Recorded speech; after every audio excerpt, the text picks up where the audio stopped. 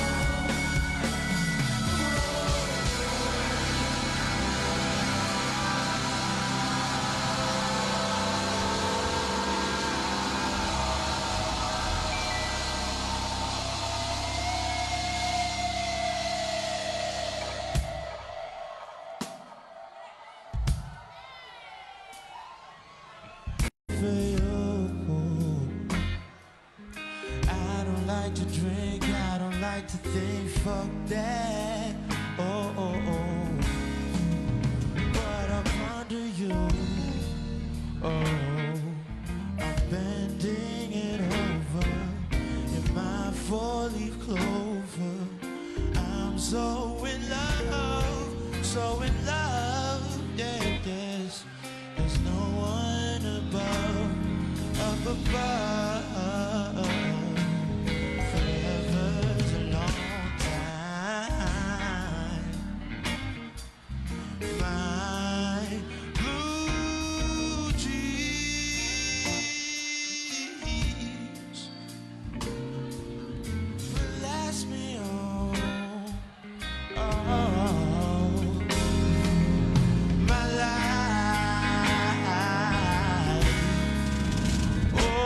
Oh, yes. So should we? Yes. I'm spending all this time. Oh,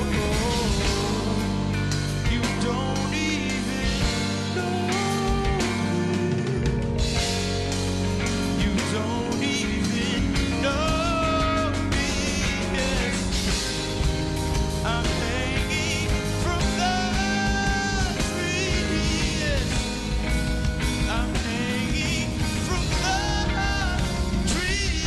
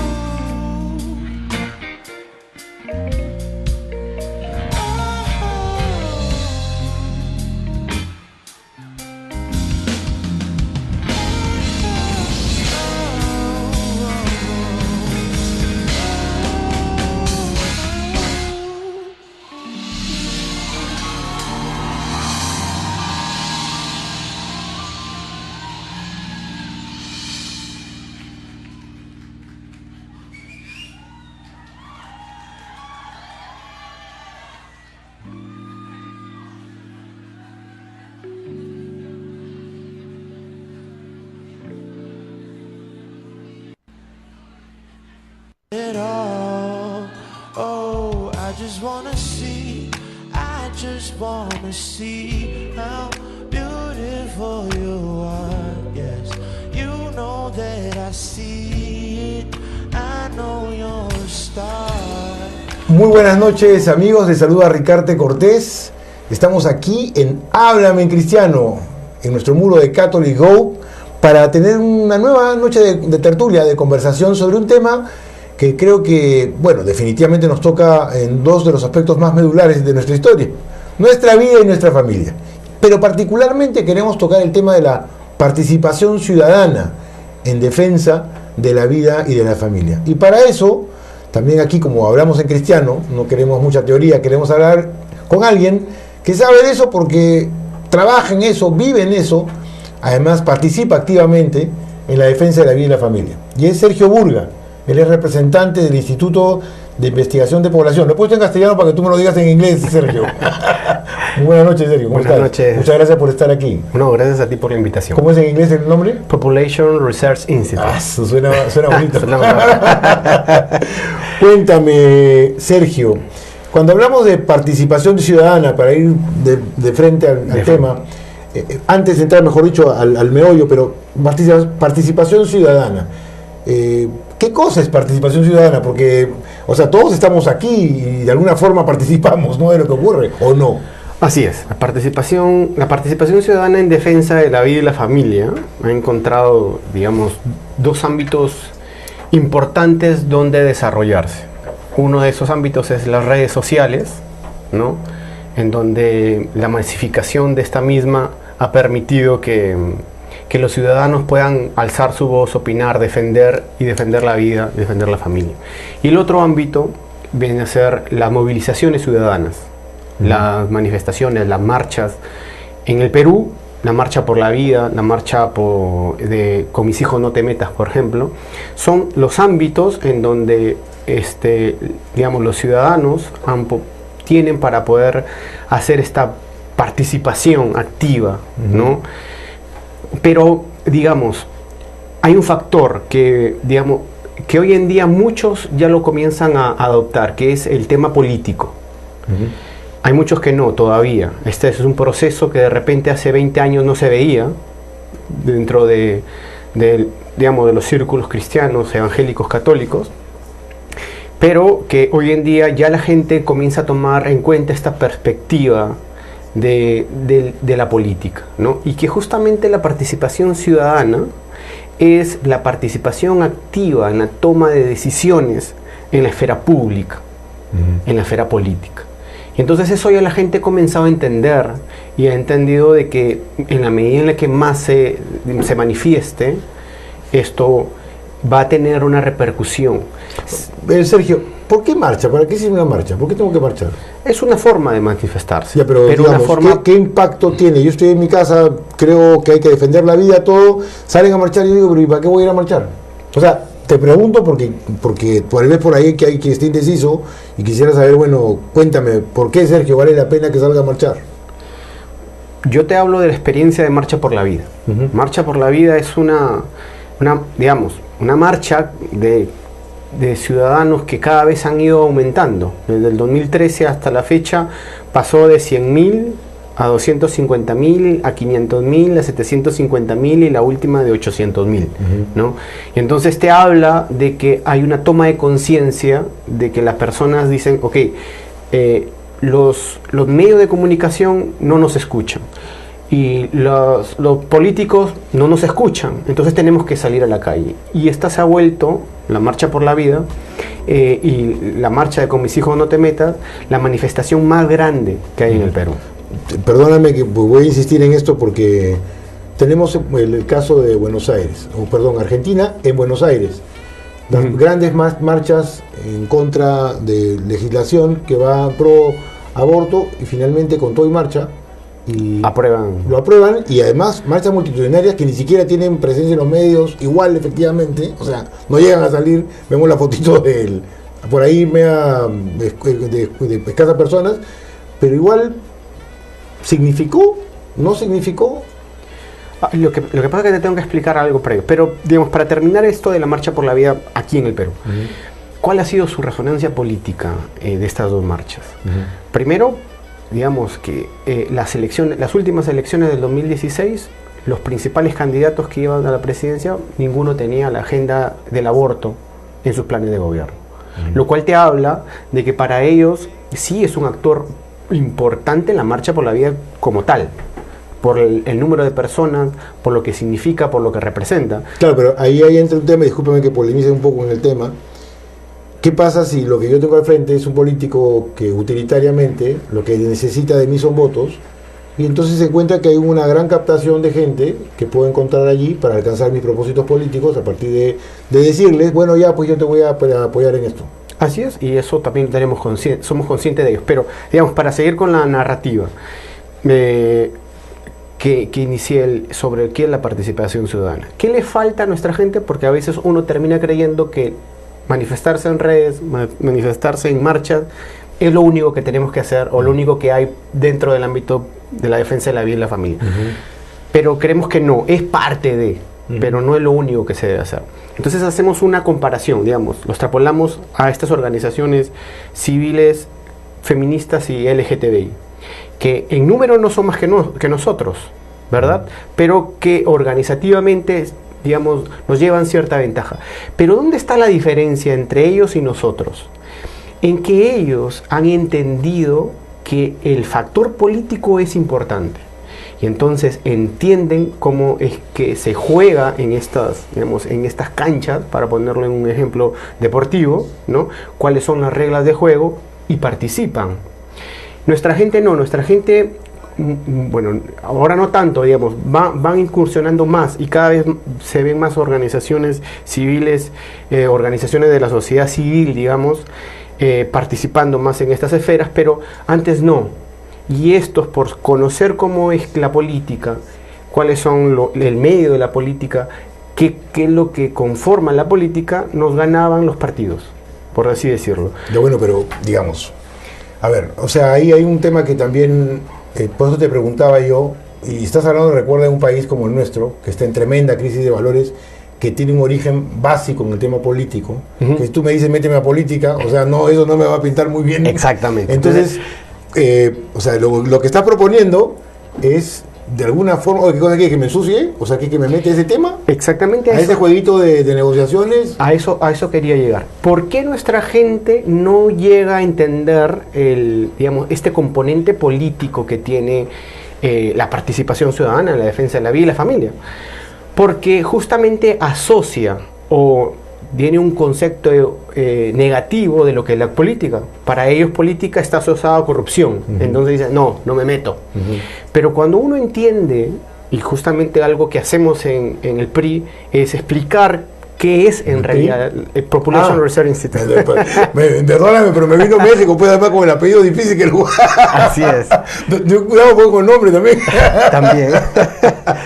Y ahí... Entonces, algo que nosotros hacemos justamente es explicar lo que es la política, explicar estos mitos que sean, digamos, que existen dentro de la política, para que los ciudadanos o los actores sociales, en este caso los líderes pro vida y pro familia, entiendan de que la política no es en sí misma ni mala ni corrupta, pero que sí tiene una forma, digamos, unas reglas de juego en los que uno tiene que aprender, y dentro de la ética y los valores que nosotros defendemos, participar. ¿No? Nosotros sabemos que los de la vereda del frente participan y que para ellos no hay reglas, no hay ética, y que compran funcionarios y que etcétera.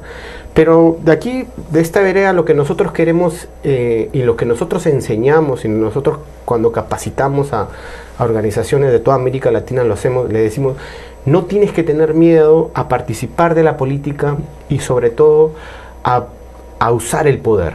Porque un componente principal de la política es el poder, el uso del poder. Porque el poder es lo que hace que justamente ocurran ciertas cosas. Pero por no tener miedo uno se patina. O sea, es bueno tener un poco de miedo de paso. Porque el poder hay que tenerle miedo.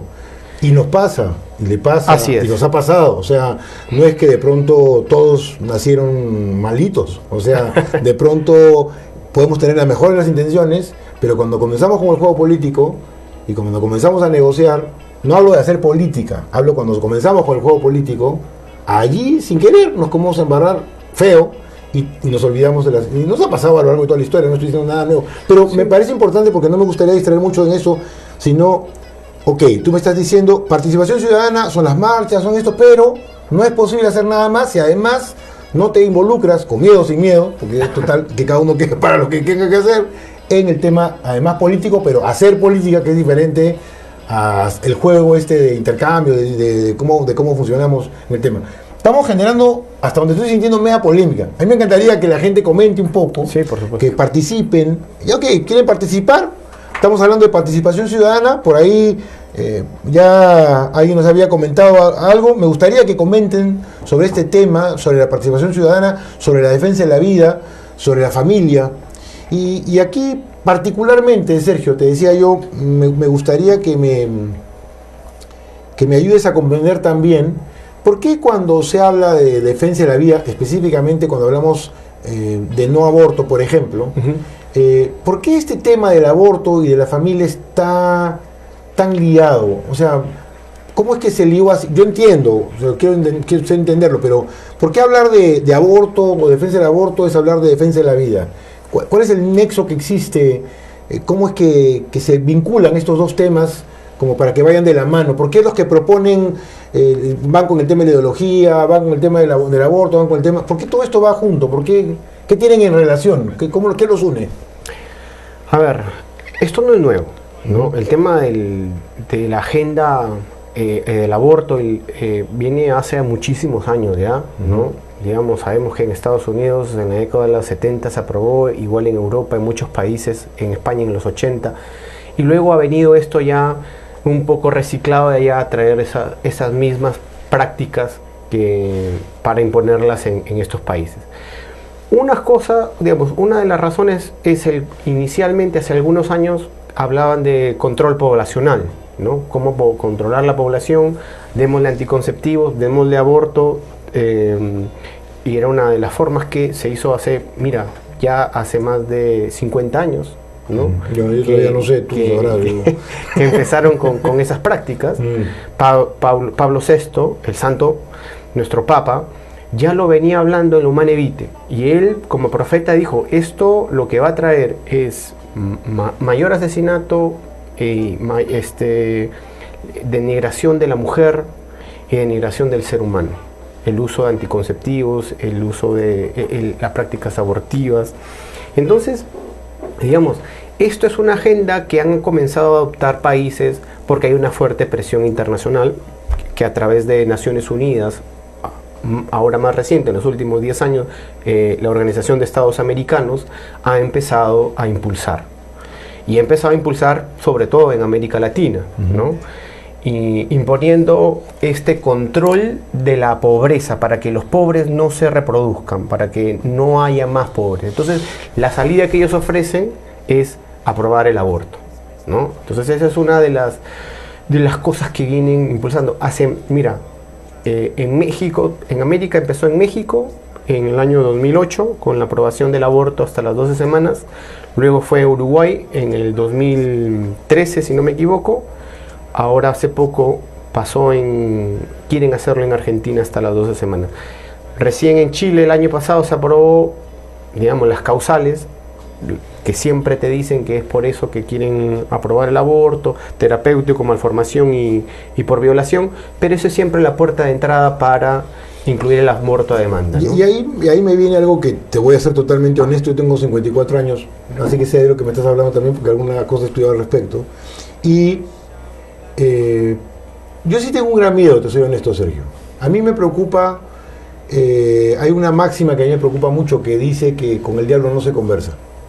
Y a mí me preocupa porque generalmente cuando uno conversa con el diablo pierde. No es que generalmente, siempre pierde. Entonces cuando a mí me proponen que mi agenda o mi discusión se gire en torno a lo que propone el diablo, me preocupa perder. Me preocupa, y te lo estoy planteando como pienso. Ya. Yo soy un ardiente defensor de la vida y de la familia, trabajo para eso, vivo para eso, mi mundo es eso. Sin embargo, te soy honesto, o sea, y me encanta la oportunidad de poder conversar contigo sobre esto. Sí le tengo miedo a eso, y prefiero en gran parte de mi vida, por ejemplo, yo pensaba, no es una propuesta mucho más defensora de la vida trabajar y salir y hacer marchas por los niños que se están muriendo en Puno, mucho más importante en pro de defender y salvar gente y hacer cosas por salvar niños que se están muriendo a la vuelta de la esquina, o mujeres que efectivamente están viviendo no solamente el maltrato, sino también la brutalidad de un sistema que se olvida de sirios y troyanos, ¿no? Porque yo veo que los que la defienden, en realidad también las unían muchísimo. Por ejemplo, mujeres violentadas, que en vez de tener un hogar que las acoge, que les dé facilidades, o niños que nacen bajo esas circunstancias tengan la facilidad para poder encontrar. Digo, ¿no es mejor participar activamente, luchando en pro justamente de la vida, más que en contra de la muerte que proponen otros? Te pregunto porque esta es una pregunta que yo la tengo y estoy seguro que por ahí alguno más lo tenga, y por eso me importa comentártela aquí, ¿no? Sí, veamos, es una pregunta que, digamos, no es la primera vez que la escucho, pero, a ver, ¿qué está detrás de esta agenda? Y es un poco hurgar. ¿O qué ha pasado? La pregunta sería, ¿qué ha pasado en los países en donde se ha aprobado Correcto. legislación como el aborto, como el matrimonio homosexual? Correcto. Y yo creo que ahí viene el trasfondo de todo eso, ¿no? El hecho de que un país tenga legalizado el aborto, digamos, quiebra como nación sus valores, la concepción de ser humano que se pueda tener. Y entonces, poco a poco, ese país y la gente que va, digamos, que crece, y por más valores que pueda tener, para ellos es lo que la ley considere ilícito, es lo que vale. Y si un país considera lícito matar a un niño que está dentro del vientre materno, él lo va a considerar no malo, sino bueno. Y entonces esto quiebra. ¿Tú eres casado, Sergio? Sí, por supuesto. ¿Y tú te divorciarías? No. El divorcio existe. Exacto. ¿Y lo harías? No. ¿Por qué? Y aquí un ejemplo. Chile lo tenía penalizado el divorcio hasta el año 2009, y la tasa de separación en Chile era mínima. Y en los países en los que se aprobó el divorcio express comenzó a aumentar, y no solamente con eso trajo el aumento de divorcio, sino el maltrato intrafamiliar. O sea, va introduciendo no solamente una norma que, en este caso, que es la peor norma, que es matar a un ser humano en el vientre materno, sino que con ello lleva toda una concepción del ser humano completamente distinta. Que lo mismo lo llevo al plano del matrimonio homosexual. Ellos te dicen, ¿pero en qué te molesta? Si no te gusta el matrimonio homosexual, tú no te cases, déjalo a los otros que sean felices. Total, no es el matrimonio religioso que le están aprobando. Entonces, bajo esa misma lógica, uno diría, oye, pues tienes razón. Pero aquí no se trata solamente de defender la vida, digamos, en este caso defender el matrimonio entre un hombre y una mujer porque no quiero que se casen ellos. No, sino porque detrás del matrimonio entre un hombre y una mujer hay todo una valoración, una concepción del matrimonio, del ser humano, de los hijos, de la familia, que se rompe cuando se aprueban este tipo de normas. ¿Y por qué este tipo de normas no vienen solas? Siempre viene en la currícula educativa, siempre viene ya no abortos a mayor edad, sino a menor edad, sin consentimiento de los padres. Y tú puedes hacer con tu vientre, lo que está en tu cuerpo, lo que quieras. Entonces viene toda una dinámica de la cultura de la muerte, que así lo llamó el Papa Juan Pablo II, que justamente hace que estos países donde han aprobado este tipo de normas caigan en en desvalores, en desvalorización del ser humano, en la pérdida de principios, y en ese sentido, y matar a alguien ya no tiene... Yo soy un ciudadano que te está escuchando ahorita, Sergio. Sí. Te estoy escuchando y quiero saber cómo hacer para participar activamente. ¿Qué me pides? Yo mañana quiero participar. ¿Qué me ofreces? ¿A qué me invitas? ¿Qué me vas a decir? A ver, te cuento un poco lo que hacemos en el Population Research Institute. Nosotros, de plano explicamos qué cosa es la política. ¿Por qué? Porque por muchos años este ámbito, que muchos cristianos, muchos católicos han visto de lejos porque dicen, no, es mala en sí misma, pero no es mala en sí misma. ¿Qué ha ido pasando? Estos grupos LGTB y estos grupos feministas nos han estado ganando por cual cover. Porque primero nosotros no queríamos entrar a jugar ese partido, y segundo, si entrábamos, pero no sabíamos cómo se jugaba. Y entonces, cual reglas de fútbol, no sabíamos que jugarlo no tienes que poner la mano, no tienes que hacer foul en el área, si no te cobran penal, ¿no?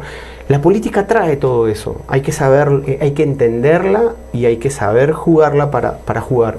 Y hoy en día lo que vemos es que muchas organizaciones católicas y evangélicas han comenzado a participar cada vez más, sin el mismo presupuesto que los feministas y que los LGTB, que sabemos que los financian millones, pero ya la diferencia que ellos...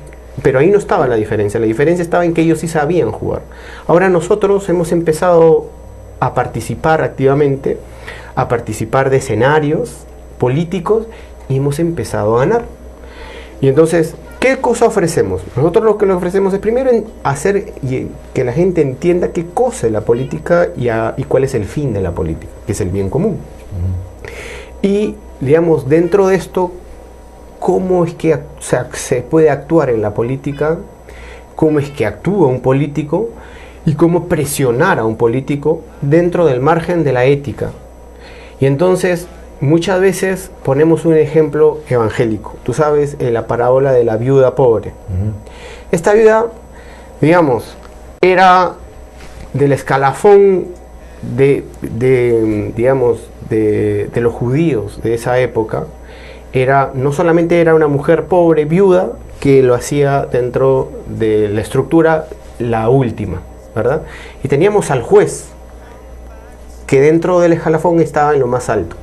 ¿Qué hizo esta mujer? Todos los días iba a decirle al político, al juez, que le haga justicia, le haga justicia.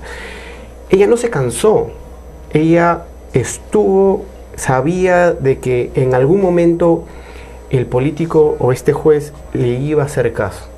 ¿Y cómo actuó el juez? El juez se convirtió en una persona más buena, se convirtió en alguien más bondadoso. Para nada. Él dijo, para que ya no me molestes, te voy a dar lo que tú quieres. Y eso a veces aplicamos, es una forma de la que aplicamos, en la que presionamos a los políticos. Y eso es... No le cambiamos el chip al político, pero hicimos que el político hiciera lo que nosotros le pedimos que haga. Y entonces, si no estamos ahí presentes, si no sabemos cómo jugar, cómo es que se juega el partido dentro de la política, vamos a perder y nos van a ganar incluso por walkover, ¿no? Harta chamba tiene Sergio. Harta chamba te digo porque yo mismo te escucho y sé que estamos efectivamente luchando por lo mismo. Pero te soy honesto, a mí también me cuesta mucho comprender. Es más, me encantaría preguntarte, oye, y si finalmente no transo con el tema de jugar el juego político, ¿tengo alguna otra opción para participar activamente en la defensa de la vida y la familia? A ver, nosotros dentro de los métodos que enseñamos es que nosotros tenemos que analizar el escenario para poder tomar decisiones. Y no los políticos la tomen por nosotros. Y eso es la participación ciudadana, es participar de la toma de decisiones. Si nosotros no queremos jugar el juego de la toma de decisiones y queremos estar 2 pasos atrás, es como querer comprarte la tinca, pero no querer ganar el premio, ¿no? Es algo así. Si no nos metemos en política, no vamos a poder cambiar las cosas. Entonces, las marchas están bien, la actividad en las redes sociales está muy bien, pero, digamos, si queremos dar un salto más cualitativo, más eficaz, es participar y influir en la toma de decisiones. Y para esto nosotros tenemos 2 herramientas, y 2 herramientas que han resultado muy provechosas para muchos de los que han tomado el curso de análisis de escenario. Una es la mentalidad de ajedrecista. Nosotros aquí le enseñamos a la gente poder tener una mentalidad estratégica. Es decir, como el ajedrecista, ¿qué jugada va a hacer? ¿Cuál es el objetivo? ¿No? ¿Cuál va a ser su jugada maestra? ¿Y cuáles son sus otros objetivos dentro del juego que ellos tienen? En este caso nosotros lo llamamos el escenario. Y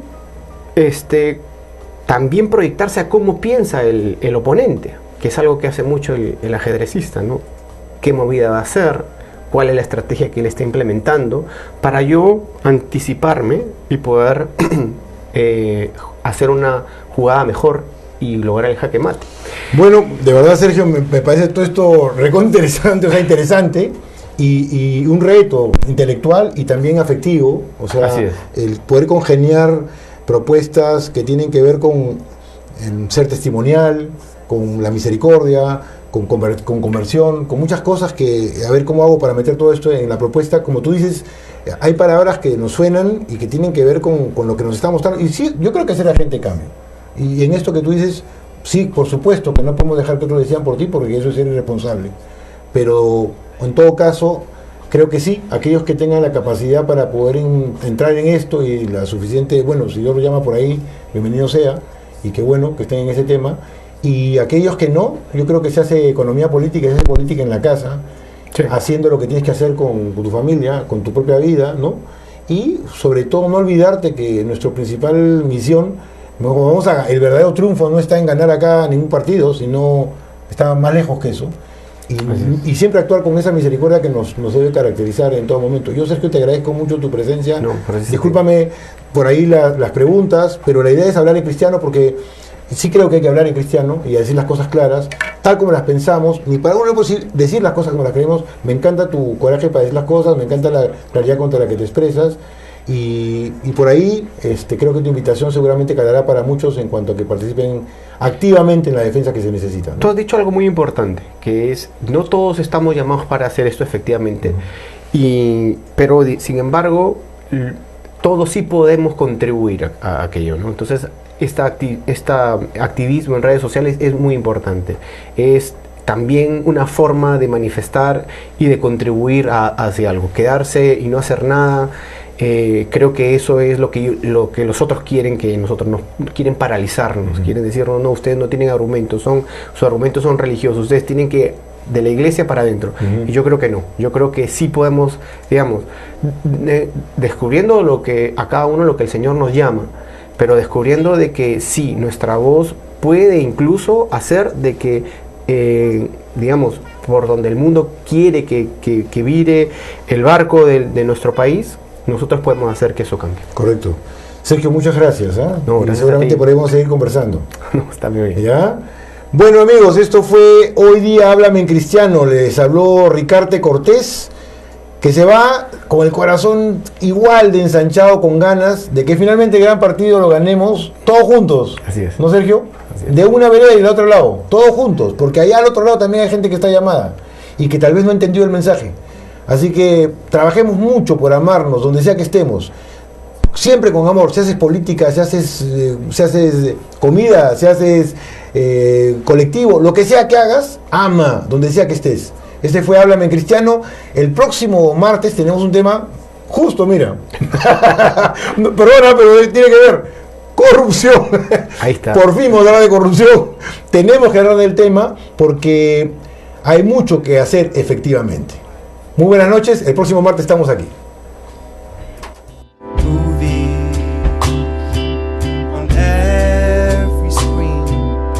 Would you realize what you meant to me? Or was it mystery? Remember me, fresh out of black and white. Movie on every screen. But would you realize what you meant to me? Or was it mystery? I heard that you moved somewhere far away. Is your number the same as before? I can't ignore the time may have changed your ways.